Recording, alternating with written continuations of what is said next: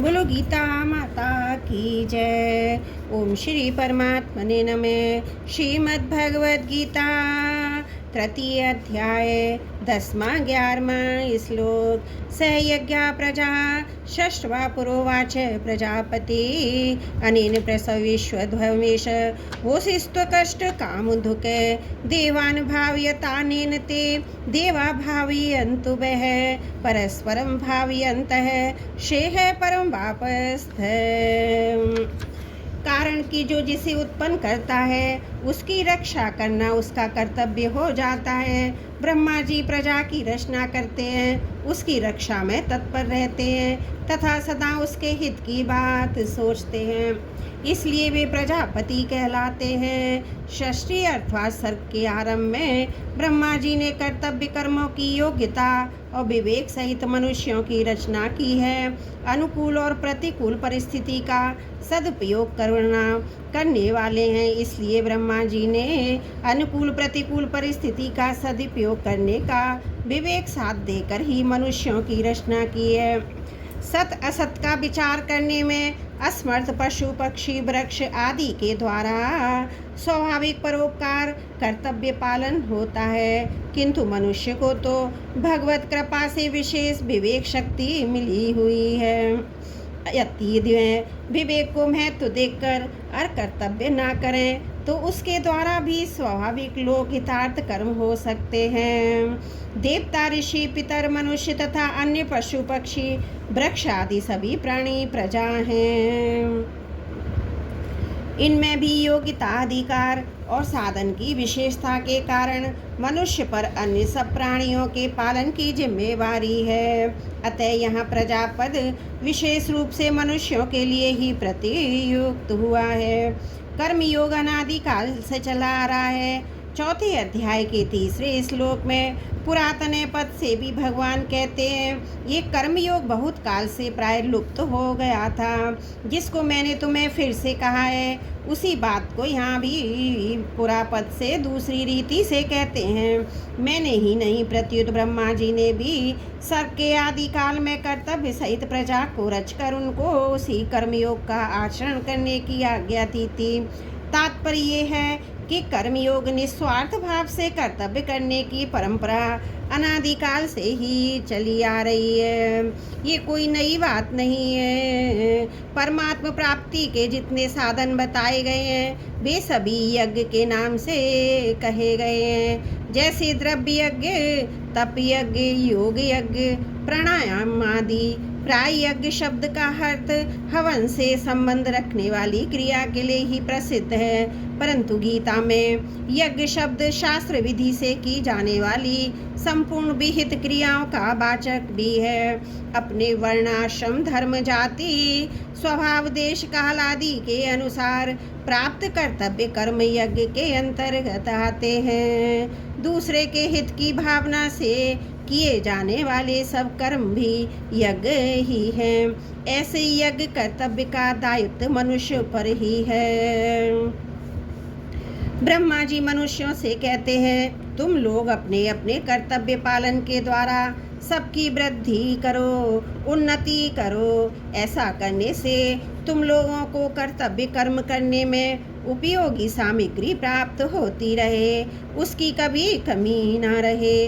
अर्जुन की कर्म न करने में जो रुचि थी उसे दूर करने के लिए भगवान कहते हैं, प्रजापति ब्रह्मा जी के वचनों से भी तुम्हें कर्तव्य कर्म करने की शिक्षा लेनी चाहिए। दूसरों के हित के लिए कर्तव्य कर्म करने से ही तुम्हारी लौकिक और पारलौकिक उन्नति हो सकती है। निष्काम भाव से केवल कर्तव्य कर्म का विचार करने से मनुष्य मुक्त हो जाता है। सकाम भाव से कर्म करने पर मनुष्य बंधन में पड़ जाता है। प्रस्तुत प्रकरण में निष्काम भाव से किए जाने वाले कर्तव्य कर्म का विवेचन चल रहा है। अतः यहाँ इष्टकाम पद का अर्थ इच्छित भोग सामग्री है। इस पद का अर्थ है कि आवश्यक सामग्री है। कर्मयोगी दूसरों की सेवा अथवा हित करने के लिए सदा ही तत्पर रहता है। इसलिए प्रजापति ब्रह्मा जी के विधान के अनुसार दूसरों की सेवा करने की सामग्री, सामर्थ्य और शरीर निर्वाह की आवश्यक वस्तुओं की उसे कभी कमी नहीं रहती। उसको ये उपयोगी वस्तुएं सुगमता पूर्वक मिलती रहती हैं। ब्रह्मा जी के विधान के अनुसार कर्तव्य कर्म करने की सामग्री जिस जिसको जो जो भी मिली हुई है वह कर्तव्य पालन करने के लिए उसको पूरी की पूरी प्राप्त है। कर्तव्य पालन की सामग्री कभी किसी के पास अधूरी नहीं होती।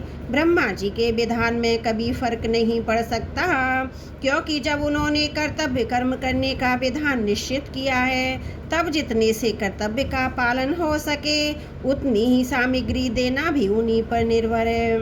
वास्तव में मनुष्य शरीर भोग भोगने के लिए ही नहीं है, यही तन कर फल विषय न भाई। इसलिए संसार सुखों को भोगो ऐसी आज्ञा विधान किसी भी सतशास्त्र में नहीं है।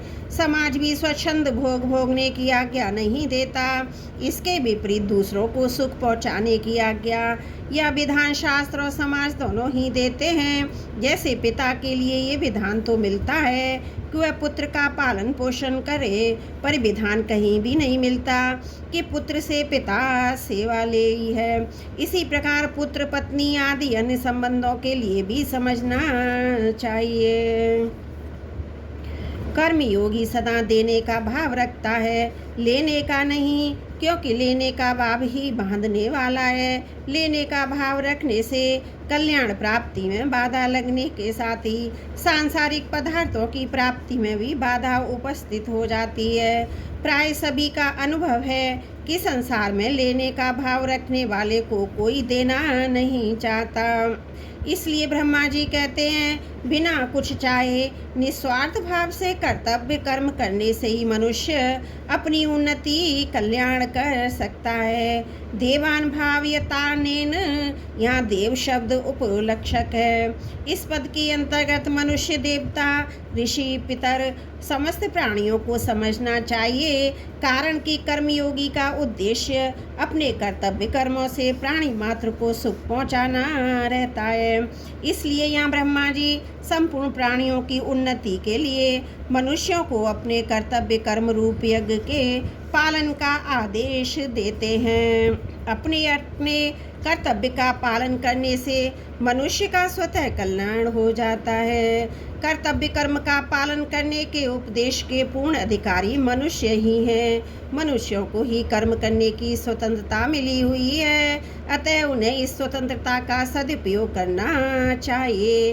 ते देवा भावयन्तु वह, जैसे वृक्ष लता आदि में स्वाभाविक ही फल फूल लगते हैं, परंतु यदि उन्हें खाद और पानी दिया जाए तो उनमें फूल फल विशेषता से लगते हैं। ऐसे ही यजन पूजन से देवताओं की पुष्टि होती है, जिससे देवताओं के काम विशेष न्यायप्रद होते हैं। परंतु जब मनुष्य अपने कर्तव्य कर्मों के द्वारा देवताओं का यजन पूजन नहीं करते तब देवताओं को पुष्टि नहीं मिलती, जिससे उनमें अपने कर्तव्य का पालन करने में कमी आ जाती है। उनके कर्तव्य पालन में कमी आने से ही संसार विफल अर्थात अनावृष्टि अतिवृष्टि आदि होते हैं। परस्परम भावयंत है, इसका अर्थ समझना है दूसरी हमारी सेवा करे तो हम उसकी सेवा करें।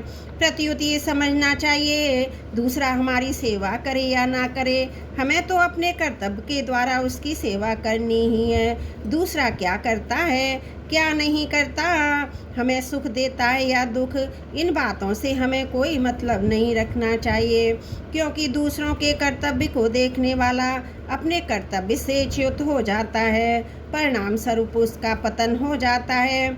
दूसरों से कर्तव्य का पालन करवाना अपने अधिकार की बात भी नहीं है। हमें सबका हित करने के लिए केवल अपने कर्तव्य का ही पालन करना है और उसके द्वारा सबको सुख पहुंचाना है। सेवा करने में अपनी समझ, सामर्थ्य, समय और सामग्री को अपने लिए थोड़ी सी भी बचा कर नहीं रखनी, तभी जड़ता से सर्वदा संबंध विच्छेद तो होगा। त्रुटियों के लिए क्षमा प्रार्थी हूँ। वसुदेव सुतम देवम कंस चारुण मर्दनम देवकी परमानंदम कृष्णं वंदे जगद्गुरुम्।